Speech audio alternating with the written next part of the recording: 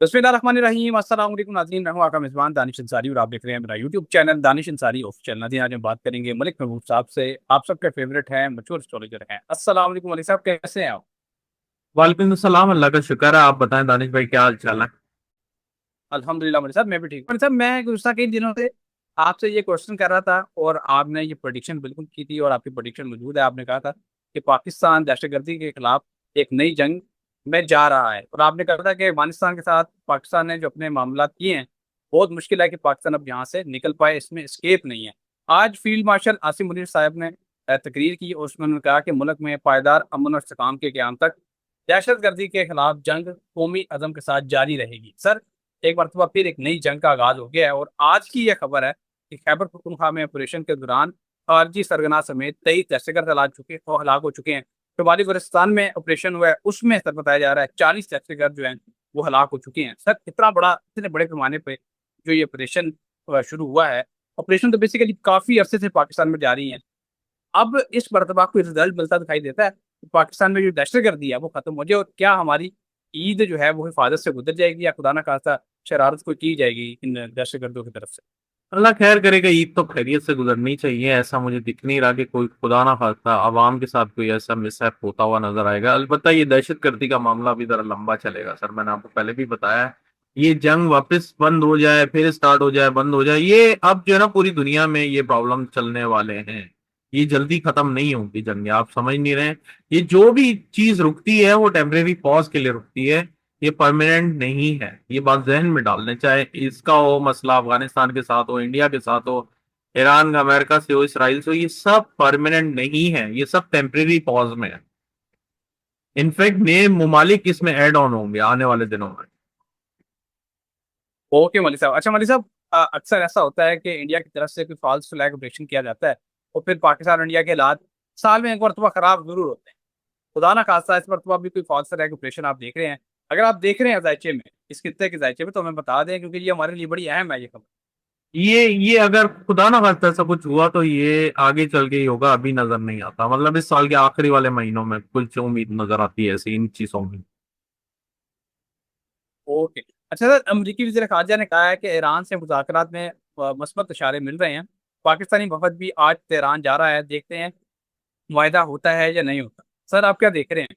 अमरीकी वज़ीर ख़ारजा भी इससे कशमकश का शिकार है कि मुआहिदा होता है या नहीं होता। लेकिन सितारे क्या बता रहे हैं? सितारों से हमें कुछ मालूमात तो मिल ही जाती है, गाइडलाइन मिल जाती है। क्या वाकई सितारे ये एक बता दूसरे रहे के हैं ये इत्तेफाक की तरफ? सितारे ये बता रहे हैं कि अब सब सही है, लेकिन ये अगर आप सोच रहे हैं परमानेंट सोल्यूशन निकलेगा, ये नहीं होने वाला। ये इसी तरह ही कहानी चलती रहेगी। अल्लाह रहम करे, अल्लाह ना करे, अल्लाह कभी ना करे। ये जून का महीना अब बहुत ही करीब है, सर पर है। आप यहां से देखेंगे कि जुपिटर जैसे ही ट्रांजिट करेगा कैंसर में, तो जो एक ट्राइन बन रहा है सैटर्न के साथ, वो पानी को बहुत ज्यादा एक्टिवेट कर देगा और दुनिया में खुदा ना खास्ता कुदरती आफात इतनी बढ़ जाएंगी कि लोग ईरान और अमेरिका को भूल जाएंगे ऑटोमेटिकली, जैसे पाकिस्तान इंडिया को भूले थे पानी के बाद। ये चीज वापस होने वाली है, मैं आपको अभी से बता रहा हूँ।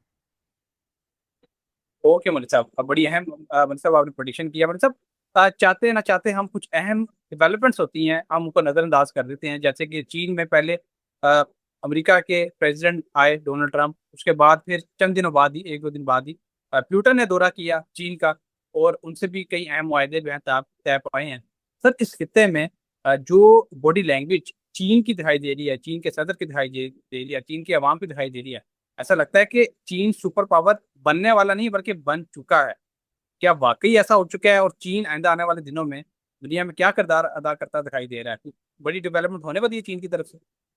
चीन एक्चुअली बन गया, आप सही बोल रहे हैं, लेकिन ये एक सुरखुरू होने का जो टाइम होता है ना, एक होता है इंसान को पता होता है कि मैं जीत चुका हूं, लेकिन एक होता है कि दुनिया के सामने आके उस चीज को मनवाना। तो जो वो मनवाना है ना, वो अभी 4-5 साल में हो जाएगा, लेकिन वो सुपर पावर बन गया। आप जहन में रहो। सर, इसमें एक अहम क्वेश्चन ये है, वो ये कि चीन अपनी मुआशरती मुआशी बढ़तरी के जरिए मनवाएगा अपने आप को या किसी जंग के जरिए? क्योंकि अब तक हमने देखा है कि अमेरिका जंग भी करता रहा है और अपनी मुआशी बढ़तरी को भी बरकरार रखे हुए है। तो दोनों चीजों से उसने अपने आप को मनवाया, लेकिन चीन ने अभी तक किसी जंग में हिस्सा नहीं लिया। क्या चीन भी किसी जंग में हिस्सा ले सकता है आने वाले दिनों में? जी बिल्कुल, चीन और ताइवान का जो मैं आपको बता रहा हूँ, बहुत अरसे से बताता आ रहा हूँ कि मामलात खराब होने हैं, वो होंगे। अल्लाह ना करे अभी जल्दी हो, लेकिन वो होंगे। फिर आने वाले सालों में चीन बड़े ममालिक के साथ लड़ता हुआ भी दिखेगा, लेकिन अभी नहीं ओके है वाले ये साहब, वाले सब साहब, कुछ। वाले साहब, एक लास्ट क्वेश्चन आपसे करूंगा। 2026 के वाले से आपकी प्रोडिक्शन बिल्कुल मौजूद है, कुदरती आफात का साल है, और लोगों को जहनी तौर पे हमने कई लोगों को बता दिया है कि खासतौर पर इंडिया पाकिस्तान के लोगों को कि सैलाब वगैरह की सिचुएशन के लिए अपने आप को प्रिपेयर रखें। और जो यूरोपीय ममालिक हैं वो भी ऐसी रिपोर्ट्स जारी कर रहे हैं, बता रहे हैं सर। लेकिन कुछ ऐसी साजिशी थ्योरी भी चल रही हैं कि कोई बड़ा पेंडेमिक आने वाला है दुनिया में, जिसको खुद ही क्रिएट किया जाएगा। खाना खासा कोई पेंडेमिक भी आपको दिखाई देता है? यार मुझे वैसा नहीं दिखता जैसे 2020 का था। सही बात ये है, ऐसा कुछ भी इतना खतरनाक नजर नहीं आता। अलबत्ता ये जरूर है, पेंडेमिक से आपने बताया, इंटरनेट के मसाइल मैं फिर से बता रहा हूँ ये आएंगे। अब मलिक साहब, आपने ये तो बता दिया कि इंटरनेट के मसाइल आएंगे और इंटरनेट के मुतबादल कोई टेक्नोलॉजी भी आएगी, लेकिन उस दौरान जो लोग इंटरनेट के जरिए काम कर रहे हैं, जिस तरह हम काम कर रहे हैं, इंटरनेट के जरिए बातचीत करते हैं, अपना पैगाम लोगों तक पहुंचाते हैं, फिर वो क्या करेंगे? जब तक कोई नई टेक्नोलॉजी नहीं आएगी वो बैठे रहेंगे, क्या करेंगे? उनके हवाले से भी कोई गाइडलाइन देना। असल में ऐसा कुछ भी नहीं है, ऑल्टरनेटिव आ जाता है। वो पेंडेमिक की आपने बात की है ना, तो मैंने कहा है कि कुछ टाइम के लिए थोड़ा सा ब्रेक आने वाला है इंटरनेट में। और हो सकता है ना भी हो, लेकिन ऐसा लगता है कि जब भी कोई नई नई टेक्नोलॉजी आती है उसके पीछे जो ज्यादातर ऐसे ही होता है कि कोई जरूरत होती है बहुत ज्यादा। जैसे कोविड आया था, उसके बाद उसकी एंटीटोड वगैरह जो मेडिसिन थी वो आई दुनिया में, तो ऐसा लगता है कि ऐसा कुछ होगा जिसकी वजह से इसका कोई नया सब्स्टिट्यूट ऑप्शन निकालेंगे। सैटेलाइट ही होगी डेफिनेटली, और तो कोई ऑप्शन नजर मुझे नहीं आ रहा। लेकिन आपको पता है एआई का जमाना है, पता नहीं कहाँ तक दुनिया पहुंच गई है, हमें तो नहीं इतनी इंफॉर्मेशन है। लेकिन आने वाले दिनों में इसका सब्स्टिट्यूट निकल आएगा। ये कोई लॉन्ग टर्म के लिए ऐसा मसला नहीं होने वाला। गुस्सा के दिनों से मैं पॉलिटिकल जब आपसे क्वेश्चन करता था, खासतौर पे पीटीआई से मुतल्लिक, तो आप कहते थे कि डील को बिला वजह बदनाम किया गया है, एट द एंड डील होनी है।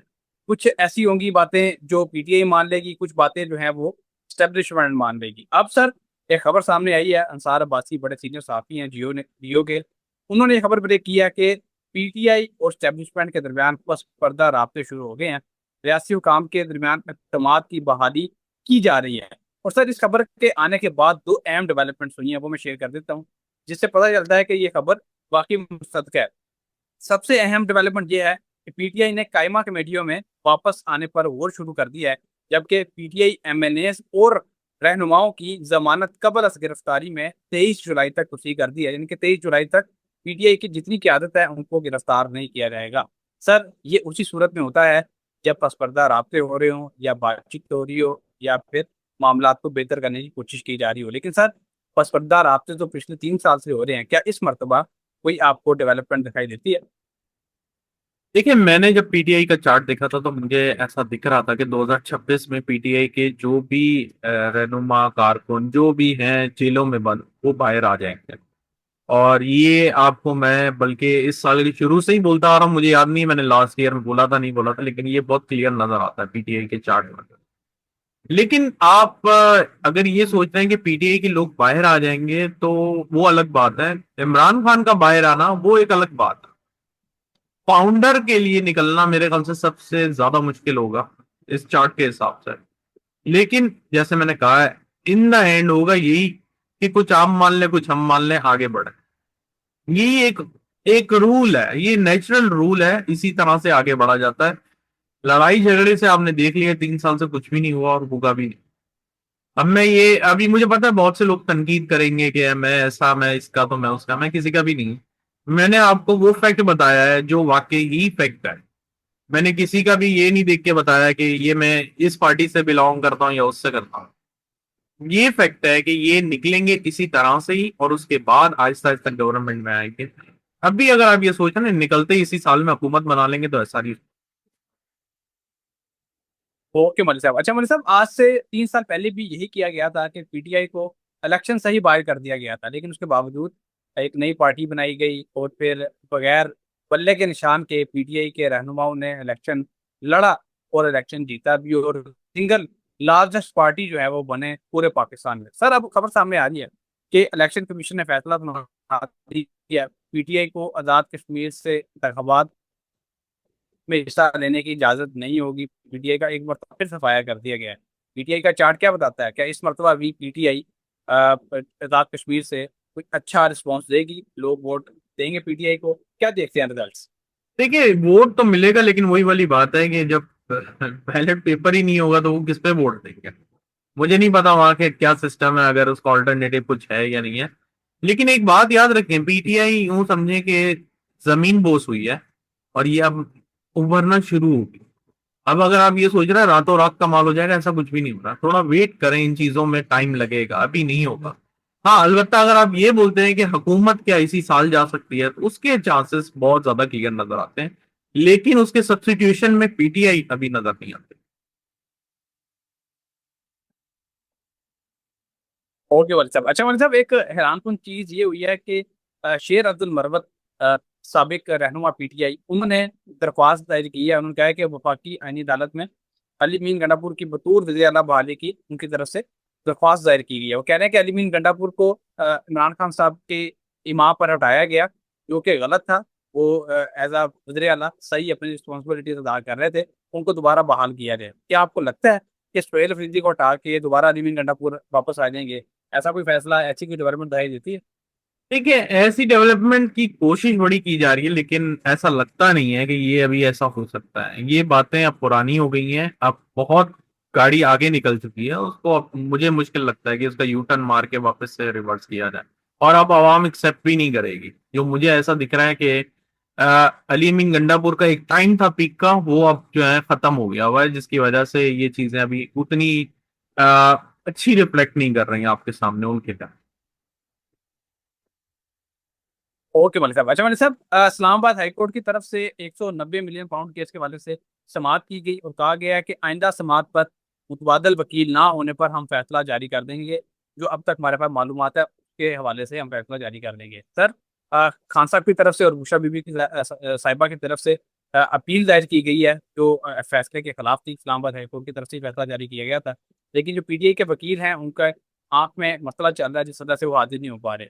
क्या एक मरतबा फिर पीटीआई के खिलाफ, खान साहब के खिलाफ फैसला आता देख रहे हैं आप 190 मिलियन पाउंड केस में? ये बड़ा अहम फैसला है। मुझे नहीं पता ये कब आना है, लेकिन मई के अंदर खान साहब के लिए टफ टाइम है। मैंने बहुत पहले बोला था, मई का स्टार्ट भी नहीं हुआ था, तब की बात कर रहा हूँ। अगर ये मई में ही होगा तो फिर आप अच्छे रिजल्ट्स एक्सपेक्ट ना करें। लेकिन एक बात है, जो भी रिजल्ट आएगा इन द एंड खान साहब बाहर आ जाएंगे, जो मर्जी ये लोग करते रहे। ये तो एक टाइम पास चल रहा है, चलने ना। बहुत शुक्रिया मलिक साहब, आपने वक्त निकाला। नाज़रीन, प्रोग्राम का वक्त यहाँ खत्म हो चुका है। आपका भी नाज़रीन शुक्रिया, वक्त निकालते हैं, कमेंट्स करते हैं, हमारी वीडियोस को देखते हैं, पसंद करते हैं। इंशाल्लाह नेक्स्ट प्रोग्राम में ऐसे ही दिलचस्प टॉपिक है दोबारा पेश होंगे। अगली वीडियो तक के लिए मुझे और मलिक महबूब साहब को इजाज़त दीजिए। अल्लाह हाफ़िज़।